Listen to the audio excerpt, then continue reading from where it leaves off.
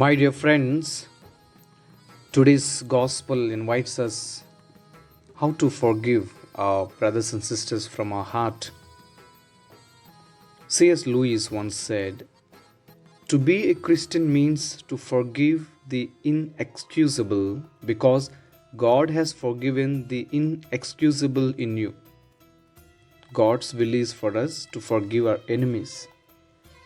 He wants us to put away all wrath and malice and bitterness. And it is for our good too. Someone said that resentment is like drinking poison, hoping the other person dies. Unforgiveness puts us into a prison of suffering. It is heavy burden for the soul. Unforgiveness is like blood-sucking leeches of your spiritual life. But how can I forgive? It's so hard. The secret is in the gospel, how God has forgiven the inexcusable in you. You see, the gospel is not a message that cries out, "Pay God for your sins." The gospel is the glorious news. Jesus paid it all.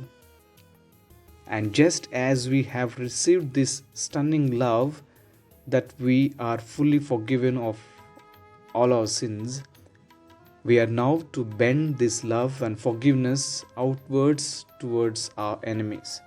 Therefore, we must learn to linger at the cross and soak in the soothing bath of God's love, in order that the leeches of unforgiveness can fall off our souls.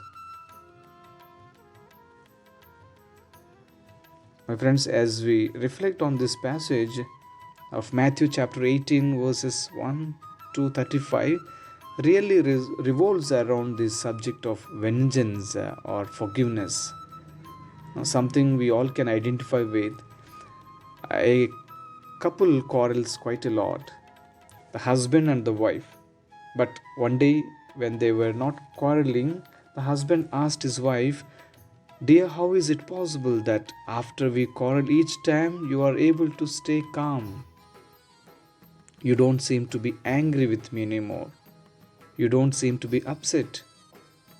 How is it that you can remain so collected when I am so upset and I want to shout at you?"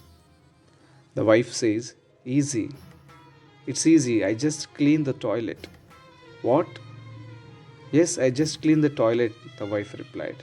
"But how is cleaning the toilet able to keep you calm?" The wife replied, "Well, I clean the toilet using your toothbrush." My friends, getting even is a natural instinct, isn't it? You see that in a little children. I have this experience we can experience in our own children as well.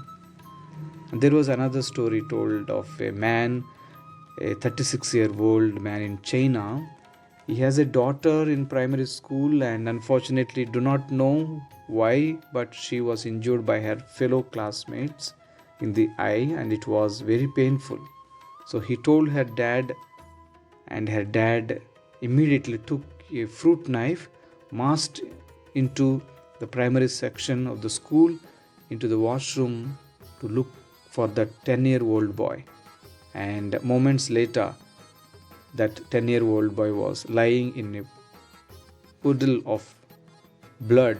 He was quickly brought to the hospital in the ambulance, but he was found to be unsavable, passing away after 3 hours.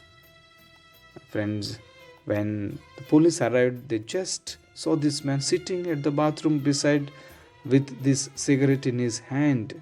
Man in China stabs daughter's classmate to death for injuring her eye. Now, this is not an eye for an eye. This is a life for an eye. A life for an eye. Revenge can be very, very devastating. Today, let's pray for the grace that we don't keep any resentments. We forgive our neighbors as God has forgiven us from our heart. In the name of the Father, and of the Son, and of the Holy Spirit.